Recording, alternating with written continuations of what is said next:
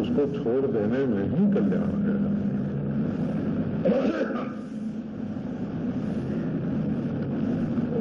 लो एक बात इसी पर सुना देते हैं। एक बार जयदयाल गोयनका के साथ हम लोग मंदिरों में दर्शन कर रहे थे, तो एक मंदिर में पुजारी ने लाकर चरणामृत दिया, तो मैंने तो पी लिया, पर गोयनका जी ने उसको पिया नहीं, अपने सिर पे डाल लिया। तो मैंने बाद में उनसे पूछा कि आपने सिर पे क्यों डाला? तो बोले कि बाबा पता नहीं ये कैसा पानी है, कब से रखा हुआ है,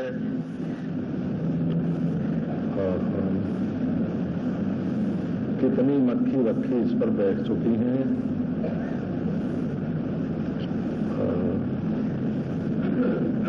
तो ठीक है, मेरी रुचि भीतर से पीने की नहीं हुई। और आदर मैंने चूंकि चरणामृत के नाम से दिया इसलिए आदर तो किया, उसको सिर पर रख लिया, लेकिन मेरे मन में उसको लेने में ग्लानि हो रही थी, इसलिए मुंह में नहीं डाला। तो एक बात आपको सुनाता है, बड़ा पूतम सुना चले।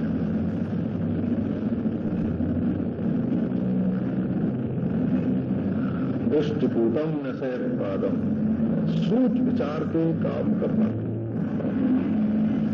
देख लो, तो चलते चलते हम लोग बात कर रहे थे, वो तो बड़े भारी विरक्त थे।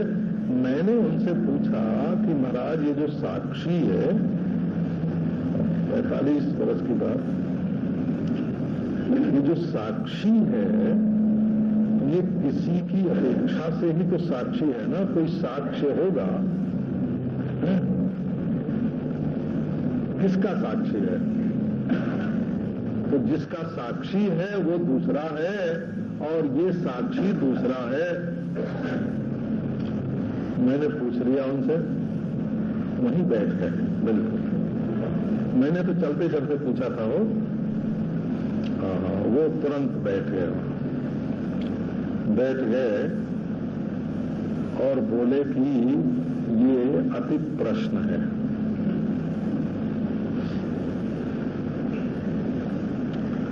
क्योंकि दूसरा है कि नहीं है ये प्रश्न अलग है, और आत्मा चेतन साक्षी है ये बात अलग है। केवल दूसरा सत्य हो तभी उसका साक्षी होता है ये निश्चय नहीं है। हम आकाश की नीलिमा के साक्षी हैं, तो क्या आकाश की नीलिमा कुछ है? साक्षी सत्य का भी होता है, साक्षी मिथ्या का भी होता है। हमारे सामने उन्होंने मिथ्या भाषण किया, तो तुम साक्षी हैं कि नहीं? कहा है तो सही साक्षी, तो परंतु भाषण मिथ्या था। हम आकाश की नीलिमा के साक्षी हैं, परंतु नीलिमा मिथ्या है। तो सच का भी साक्षी होता है, झूठ का भी साक्षी होता है। साक्षी तो दोनों का होता है। अब ये तुम विचार कर लो कि ये जो प्रपंच दिख रहा है ये सच है और तुम इसके साक्षी हो, तो ये मिथ्या है और इसके तुम साक्षी हो। लो भाई, वेदांत विचार करने वालों के लिए किसके साक्षी हो तुम? मतलब केवल साक्षी कहने से काम नहीं चलता, साक्षी तो चेतन होता है। पर वो अणु होकर साक्षी है कि मध्यम परिमाण होकर साक्षी है कि विभु होकर साक्षी है? देखो, ये जो साक्षी है, चेतन है,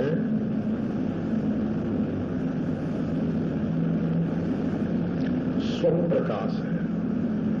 स्वप्रकाशो निरंजना, स्वयं प्रकाश है। अच्छा, स्वयं प्रकाश माने क्या? ऐसे में किताब में स्वप्रकाश शब्द पढ़ लिया, स्वयं प्रकाश, स्वयं प्रकाश, स्वयं प्रकाश। रटो, याद करो, जप करो स्वयं प्रकाश का। जप करने से पुण्य नहीं होगा हो उसके। स्वयं प्रकाश का जप करने से पुण्य नहीं होगा।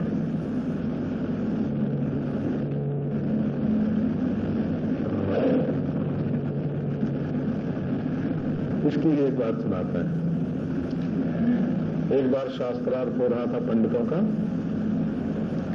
उसमें महामहोपाध्याय पंडित अनंत कृष्ण शास्त्री थे, वेदांत के दिग्गज विद्वान माने जाते थे।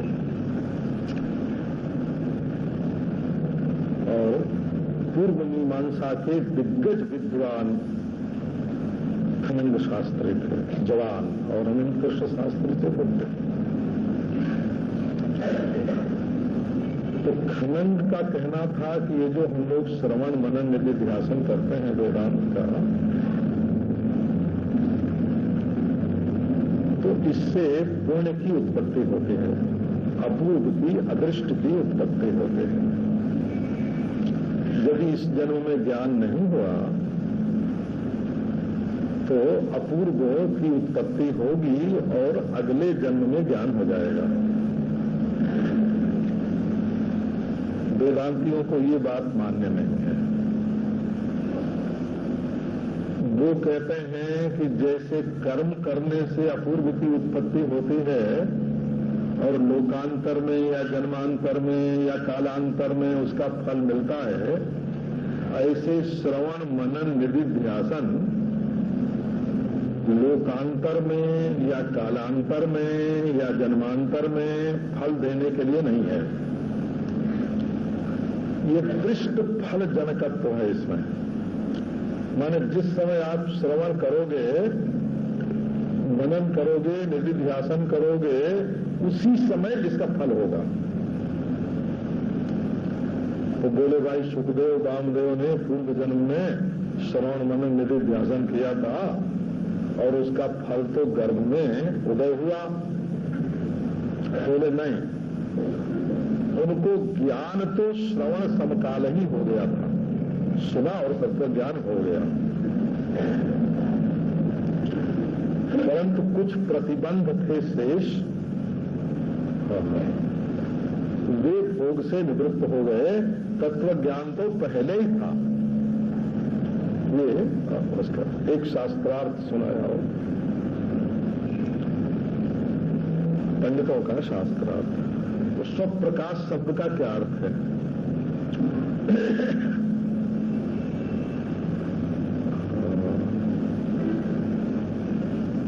अवेद्यत्वे सती अपरोक्षत्वा। स्वप्रकाश क्या है? देखो, जो घटपट के समान, स्त्री पुरुष के समान, घड़ी किताब के समान वेद्य न हो परंतु अपरोक्ष हो। अवेद्यत्वे सति अपरोक्षत्वम स्वप्रकाशत्वम। देखो भाई, बेवकूफ लोगों में वेदांत की चर्चा करना दूसरी बात है। तो लुगाया पताया सब इकट्ठे होते हैं, उनके बीच में चाहे जो कह दो। और जो लोग वेदांत का क ख भी नहीं जानते हैं, न यज्ञोपवीत संस्कार हुआ, न गायत्री का जप हुआ, न वेद का स्वाध्याय हुआ, न व्याकरण का अध्ययन हुआ, न मीमांसा की पद्धति आई, अब उनके बीच में वेदांत बोलना होए तो लोग कह फाड़ दे गीता की पोथी, फेंक दे वेद, गुरु को मारो डंडा। ऐसे ऐसे महाराज आजकल वेदांत के नाम पर ऐसे बोलने वाले हैं। भला नहीं, ऐसे व्याख्यान, हजारों आदमी उनका व्याख्यान सुनने के लिए इकट्ठे होते हैं और वे ऐसी बात बोलते हैं। यदि वे विद्वानों में बोले हैं जो वेदांत के जानकार हैं तो उसका कुछ अर्थ भी होता है, लेकिन मूर्खों में जिनका वेदांत का कोई संस्कार, अरे विलायत के बैरिस्टर होके आए, ठीक है, वो विलायत के जज साहब हैं, ठीक है, उन्होंने अमेरिका में, जर्मन में, पेरिस में और डॉक्टरेट किया है, ये ठीक है, परंतु उनको वेदांत का तो कोई संस्कार ही नहीं है, हैं? उनके बीच में गीता की पोथी फाड़ के फेंको तो उससे क्या फायदा होता है? आओ आप स्वप्रकाश पद का विचार करो। अवेद्यत्वे सती अपरोक्षात्वाम। जो घड़ी और पुस्तक की तरह तो दिखे नहीं और स्वर्ग के समान परोक्ष न हो, भीत के उस पार न हो। इसका मतलब क्या हुआ? तो श्वेतर सर्वावभाषक, श्वेतर प्रकाश निरपेक्ष, अपने सिवाय जो कुछ भाव मालूम पड़ता है सबको प्रकाशित करता है और अपने को प्रकाशित करने के लिए दूसरे प्रकाश की जरूरत नहीं है। श्वेतर सर्वावभाषक, श्वेतर सर्व प्रकाश निरपेक्ष, अवेद्य अपरोक्ष, ये आत्मा ही स्वप्रकाश है। बोला साक्षी बोलता है ऐसा, इसका नाम साक्षी है।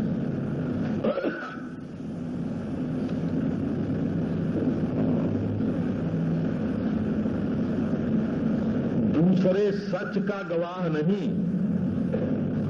दूसरे झूठ का गवाह है। क्योंकि जितनी भी दूसरी चीजें हैं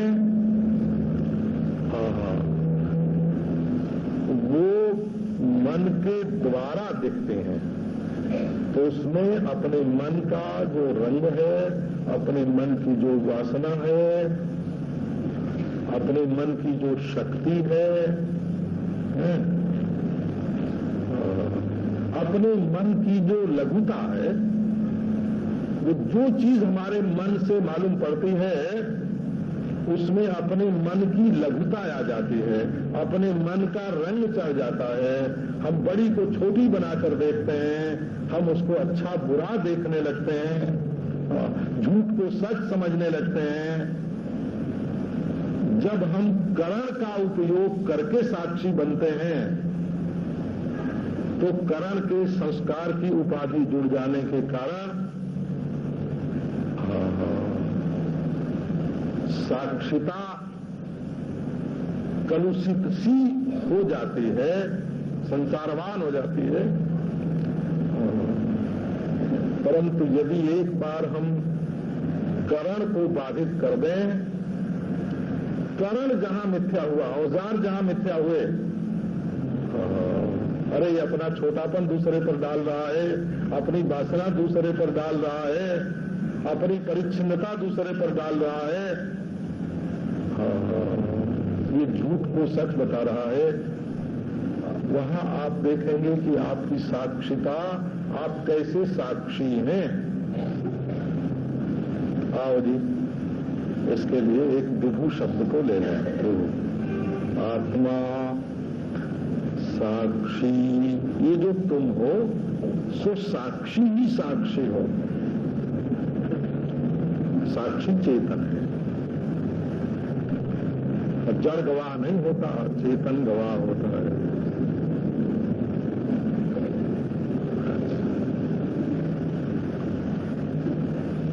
तो बोले भाई ये साक्षी जो है ये कहीं एक जगह बैठ के साक्षी बन रहा है? बोले नहीं, विभू विभू है। वैसे विभू शब्द का प्रयोग सब लोग करते हैं। गोपियां कृष्ण को विभू कह के पुकारते हैं। मय्यम विभोर्हति भवान गदितुम मृषम सम। हे विभो, प्रणय गीत के पहले श्लोक में विभो संबोधन है कृष्ण के लिए। उसका अर्थ है कि तुम हमारे रोम रोम में भरे हो। उस विभू का अर्थ है हमारे रोम रोम में तुम हो, हमारी रग रग में तुम हो, हमारे मन प्राण में तुम हो। विभू है, देखो ये गोपियां बोलती हैं कृष्ण के लिए। हाँ, ये विभू है, वो विभू। तुम्हारे बिना हमारा जीवन नहीं है। तुम हमारे शरीर की चेतना हो, तुम हमारे शरीर की सत्ता हो, तुम हमारे जीवन के सर्वस्व हो। लोग पर जब दर्शन शास्त्र की कक्षा में जाते हैं,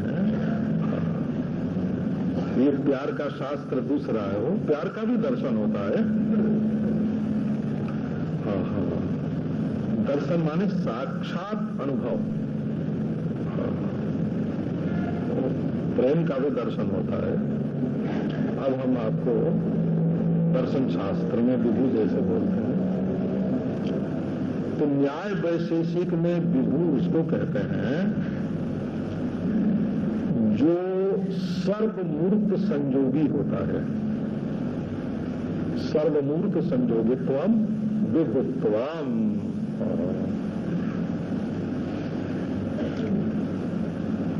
क्या मतलब हुआ कि जैसे लोहे का गोला है, मूर्त है, अब उसको आग में डाल दिया तो आग का जो गोला, वो जो लोहे का गोला है वो लाल हो गया। आग छुओ तो जल जाओगे। तो वो लोहे का गोला तो हुआ व्याप्य और उसमें अग्नि हुई विभू, व्यापक। एक चीज में दूसरी का भर जाना। तो बोले देखो, स्त्री अलग अलग, पुरुष अलग अलग, मकान अलग अलग, और देश अलग अलग, आकाश सब में एक है कि नहीं? तो आकाश विभू है। वो वायु में भी है, अग्नि में भी है, जल में भी है, पृथ्वी में भी है। सर्वमूर्त संयोगित्व विभुत्व है।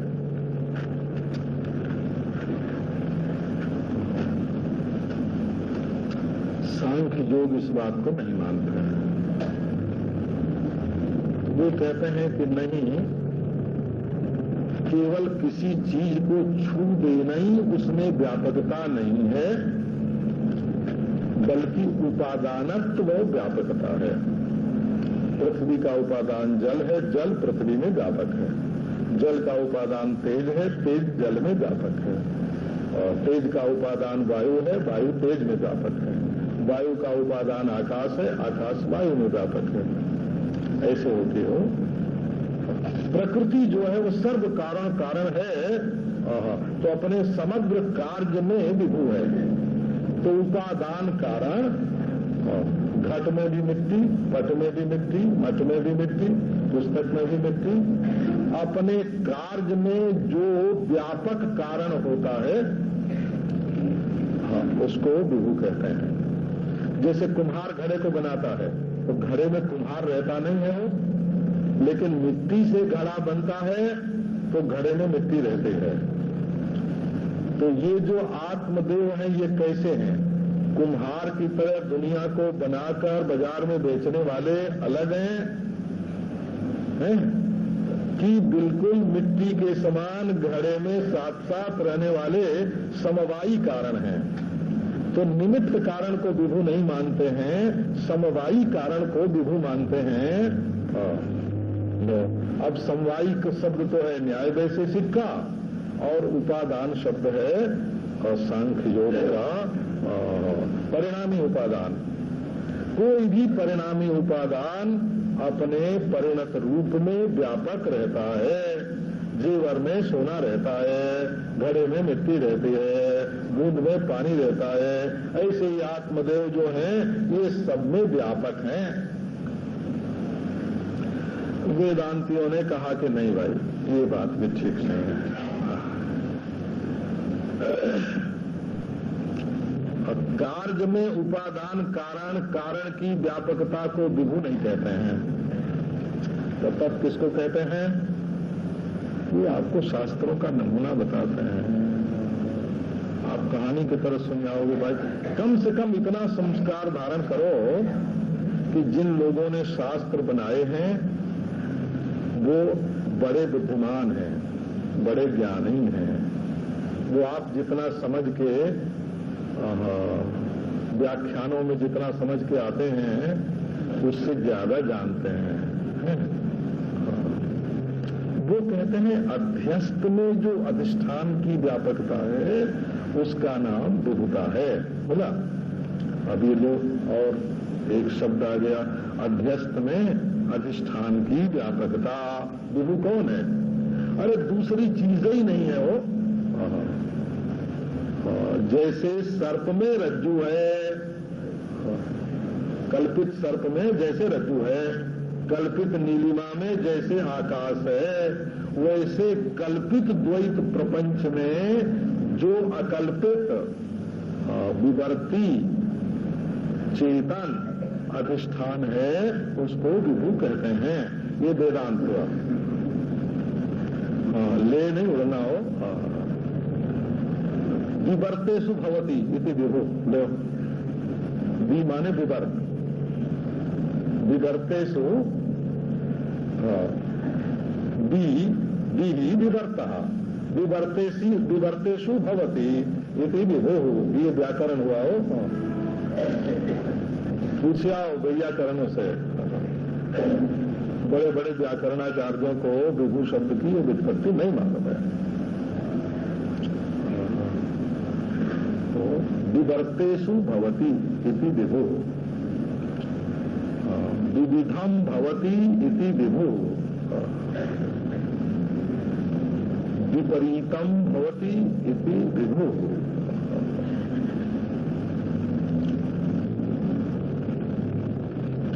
तो विभु क्या है?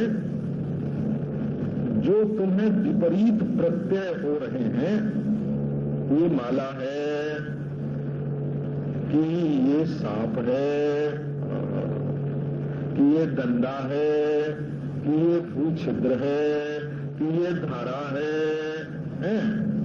ये परस्पर विपरीत प्रत्यय है। इनमें जो सर्वत प्रत्यय सार मांडुक्य उपनिषद का शब्द है ना,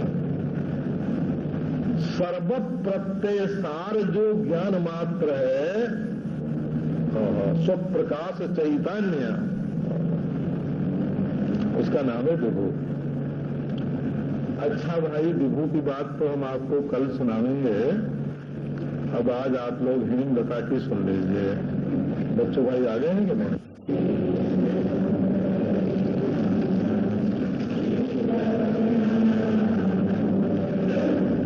स्वयंभू माने खुदा, स्वयं माने खुद और भू माने होने वाला। खुद खुद आवे सो खुदा, जो स्वयं होवे सो स्वयंभू।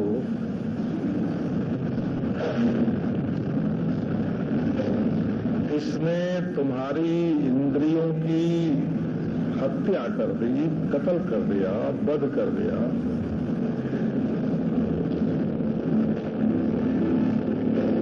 ये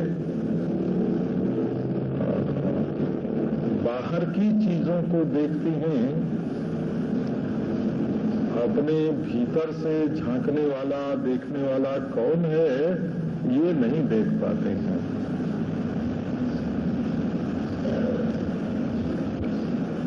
तो सबसे बड़ा बुद्धिमान कौन है? कश्चित धीरः प्रत्यगात्मानम् ऐक्षत। कोई संयमी पुरुष, धीर पुरुष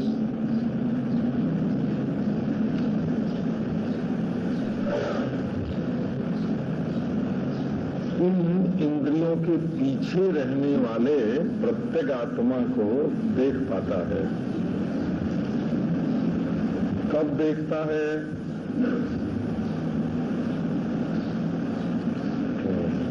कब देखता है? आवृत्त चक्षु हो, जब बाहर की ओर से अपनी आंख समेट लेता है, अपनी इंद्रियों को समेट लेता है। आवृत चक्षु नहीं है, वो आवृत्त चक्षु है। आवृत का तो अर्थ होता है आंख बंद करना, आवृत। और आवृत्त चक्षु का अर्थ होता है इंद्रियों को लौटाना। वो त में डबल त होने से आवृत त होता है, और एक त होवे तो आवृत होता है। आवृत का होता है ढकना और आवृत का होता है लौटाना। जो अपनी इंद्रियों को, कर्णों को, औजारों को बाहर से लौटा लेगा,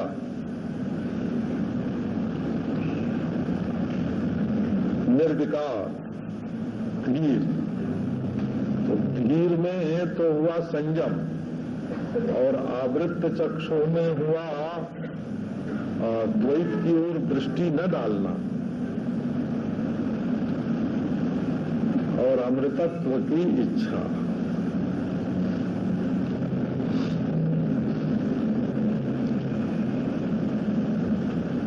हम चाहते भी हों कि अमृतत्व मिले और उसको पाने की योग्यता भी हो, और पहचानते भी हों, नहीं तो अमृत के नाम पर कोई जहर दे जाएगा।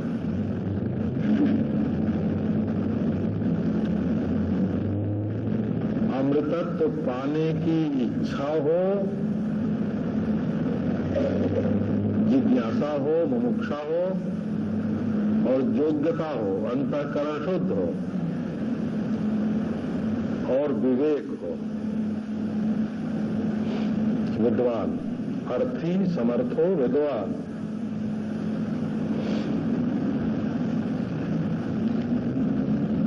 चाहता हो, योग्य हो, और पहचानता हो।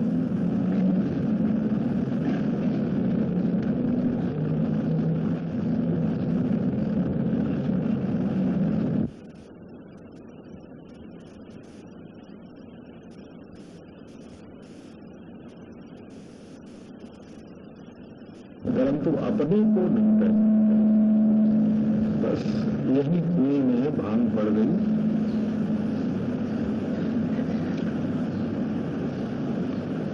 यहां तक कि मनुष्य यदि अपने को ब्राह्मण के रूप में भी पहचाने तो ब्राह्मण धर्म का पालन तो करे, अपने को कोई सिपाही के रूप में पहचाने तो सिपाही धर्म का पालन तो करे, अपने को कोई डॉक्टर रूप में पहचाने तो दवा तो करे। ये तो ऐसा अंधकार छाए जो कर्तव्य के बोध में जो न्यूनता है ना, कमी है, वो अपने को न पहचानने के कारण कमी है। अच्छा भाई, अपने को हिंदू पहचानो, भारतीय पहचानो, एक जो हिंदू का कर्तव्य है वो तुम्हारे सामने आवेगा, भारतीय का कर्तव्य अपने सामने आवेगा। देखो, हमारे सामने ही तो बनती हैं पार्टियां, और अपने को उस पार्टी का जब सदस्य मान लेते हैं तो दूसरी पार्टी को खूब गाली देते हैं, भाई हम प्रमुख पार्टी के सदस्य हैं। अब जब छोड़ देते हैं तब वही पार्टी सबसे बुरी हो जाती है। तो आपकी कौन सी पार्टी है?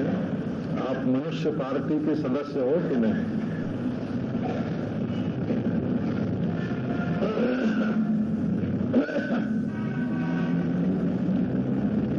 तो मनुष्य, यदि आप मनुष्य हैं तो मनुष्य के जो कर्तव्य हैं, जो धर्म हैं, वे आपके जीवन में प्राप्त होते हैं।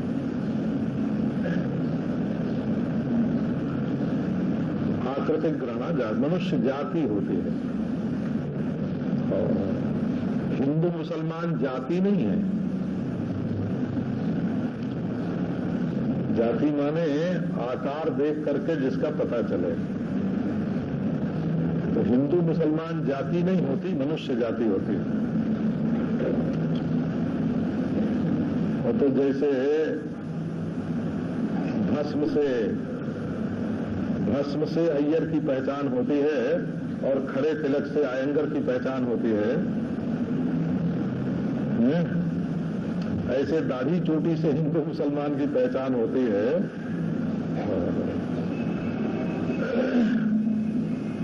ये स्वाभाविक नहीं है। आकार स्वाभाविक मनुष्य है। तो मनुष्य का धर्म क्या है? तो मनुष्य का धर्म है जिस गुण के, जिस विशेषता के रहने से मनुष्य कहा जा सके। योग्यतावच्छिन्ना धर्मिण शक्ति।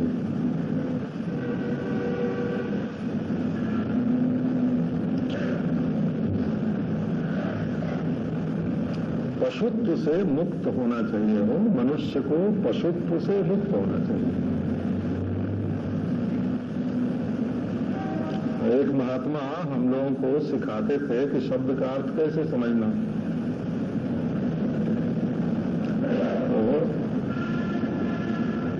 तो एक दिन किसी के बारे में बोले कि यह मनुष्य नहीं है,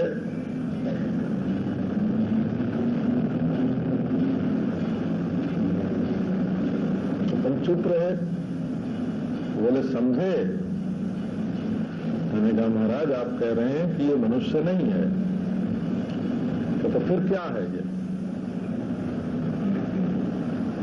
तो जिसका प्रेम था उसने कहा ये मनुष्य नहीं है महाराज, देवता है। और जिसकी दुश्मनी थी उससे, उसने कहा महाराज ये मनुष्य नहीं है, दैत्य है, असुर है। बोले देखो हमने कहा ये मनुष्य नहीं है, जिसका राग है उसने कहा ये देवता है, जिसका द्वेष है उसने कहा ये राक्षस है। पर बात इतनी कही गई कि ये मनुष्य नहीं है। हाँ। तो अब हम लोग कैसे समझते हैं, शब्द का अर्थ कैसे समझते हैं? आप मनुष्य हैं, मनुष्य है माने आप राक्षस नहीं हैं। मनुष्य है अर्थात आप देवता नहीं हैं। मनुष्य है अर्थात आप पशु नहीं हैं। पशु से विलक्षण, राक्षस से विलक्षण, देवता से विलक्षण, 2 आंख वाले, 2 पांव वाले, दिल दिमाग वाले हैं। पशु संबंध नहीं बनाते हैं, उसमें माँ का बेटे का कोई संबंध बनता नहीं है, बाद में सब छूट जाता है। राक्षस बहुत क्रूर होता है, देवता बहुत भोगी होता है।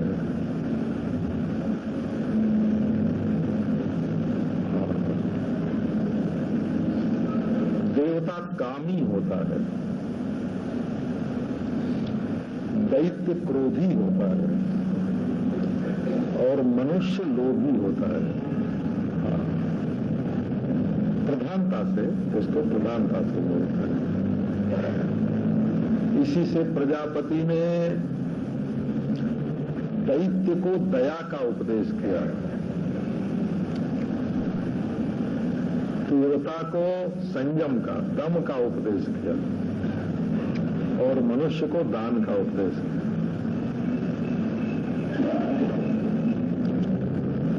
मनुष्य स्वयं दान करना नहीं चाहता, देना नहीं चाहता।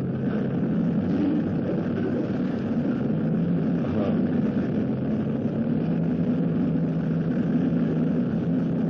तो आपका देने का कोई मन हो और एक बच्चा भी कहे ठहरो ठहरो, वो अच्छा आदमी नहीं है, तो झट आप हाथ खींच लोगे। एक महात्मा कहे कि इसको देना चाहिए और एक मामूली आदमी आके कह दे कि इसको नहीं देना चाहिए, तो आप न देने वाली बात मानोगे, देने वाली बात नहीं मानोगे। ये भीतर से ऐसा है। इसी से दान का उपदेश किया जाता है। आपको एक बात सुना रहे हैं, आप अपने को यदि जीव मानते हैं, मनुष्य से ऊपर है, वो जीव मनुष्य से ऊपर है, वो इस मनुष्य शरीर की प्राप्ति होने से पहले था और इसके मिट जाने के बाद रहेगा। तो आपका कर्तव्य क्या हो जाता है? जो पूर्वार्जित प्रारब्ध है उससे जो भोग प्राप्त होता है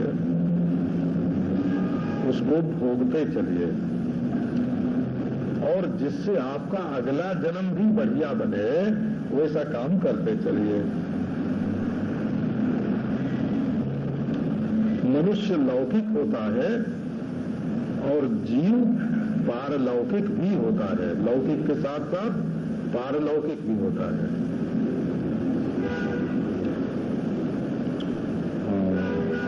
तो उसको कभी दुख आया तो सोच लेना चाहिए हमने पूर्व जन्म में कोई ऐसा काम किया था जिससे ये दुख आया है, और अब हमको ऐसा काम करना चाहिए कि हमारा अगला जन्म बने।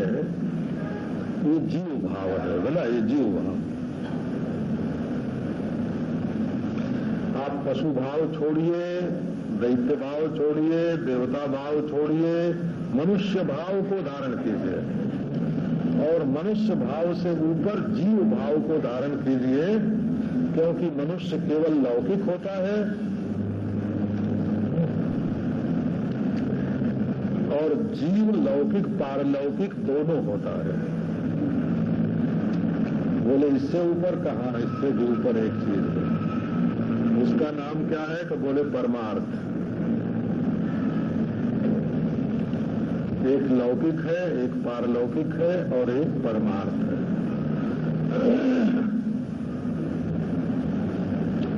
इसी से हम लोग, जैसे आर्य समाज है ना, आर्य समाज,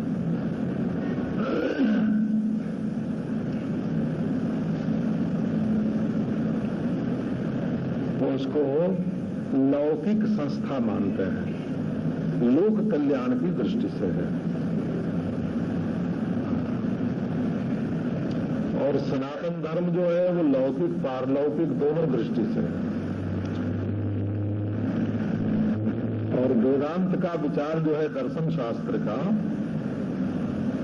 वो परमार्थ विचार है। समाज सेवा लौकिक है और जीव भाव का जो विचार है वो लौकिक पारलौकिक दोनों है। और परमार्थ का विचार जो है वो तथ्य का, सत्य का, यथार्थ का अद्भुत बोध है, वो मजहबी नहीं है।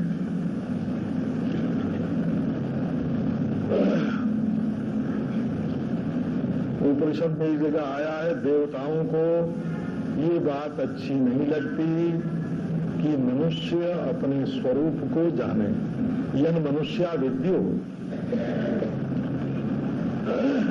मनुष्य अपने स्वरूप को जान जाए, ये बात देवताओं को पसंद नहीं है।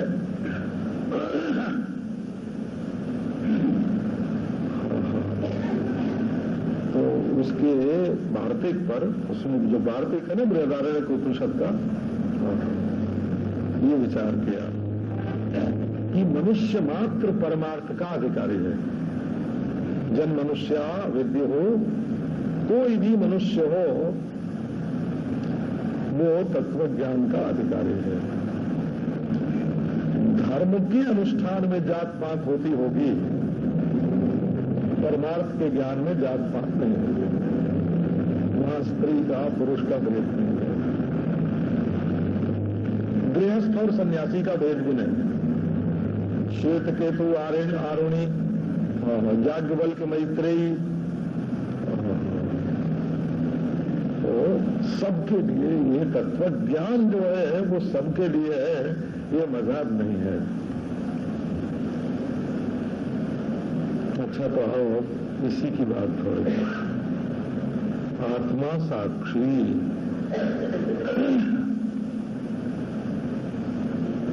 कर्तु साक्षी, तुष्ट साक्षी। इस मनुष्य शरीर में जो करता है और भोगता है, करने वाला कभी एक काम करता है, कभी झाड़ू लगाता है, कभी रसोई बनाता है, कभी अपवित्र पवित्र हुआ संध्या वंदन करने लगता है, कभी ऋचम वाचम प्रपद्ये करके पाठ करने लगता है। तो कभी कोई काम करता है, कभी कोई काम करता है। पांव से चलने लगता है, हाथ से पकड़ने लगता है, मुंह से बोलने लगता है। और कभी कोई भोग करता है, कभी कोई भोग करता है। कभी कर्म और भोग दोनों को छोड़कर सो जाता है। तुम कौन हो? एक काम किया, काम को बदल दिया, दूसरा काम किया, काम को छोड़ दिया। भोग किया, एक भोग किया, भोग को बदल दिया और भोग को छोड़ दिया। अब इसमें तुम कौन से हो? वो साक्षी।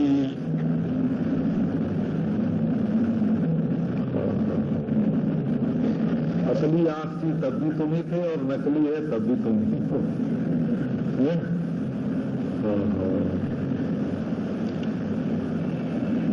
तो तुम हो साक्षी, कर्ता के भोक्ता के साक्षी हो। तो ऐसी कुछ कुएं में भांग पड़ गई कि अपने को देह में बैठाकर और साक्षी मानते हैं। माने इसमें कहीं कोई तर्क नहीं है, एकदम असंगत बात है कि साक्षी होवे और हड्डी मांस चाम के शरीर में बैठा हुआ एक कतरा हो, एक टुकड़ा हो। साक्षी कभी कतरा नहीं होता, साक्षी कभी टुकड़ा नहीं होता।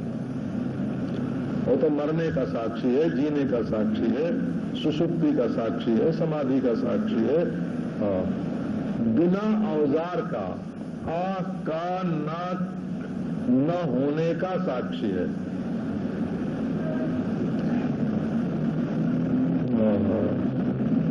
नाक थी जब भी देखता था, नाक कट गई जब भी देखता है, और नक कटे का भी साक्षी है। ऐसा साक्षी होता है। अब उसमें एक दूसरी बात लगी कि साक्षी जो है वो